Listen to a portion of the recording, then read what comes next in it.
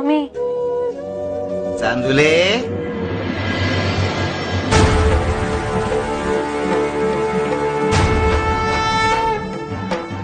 स्वामी तुम्ही. अगं तुझी मदत करायला आलोय.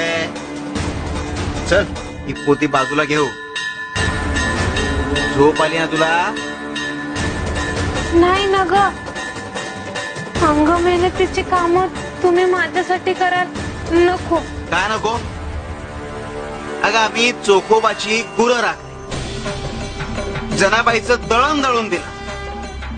अगं नाथाच्या घरी पाणी भरलं, ते कधी आम्हाला नाही नाही म्हणाले.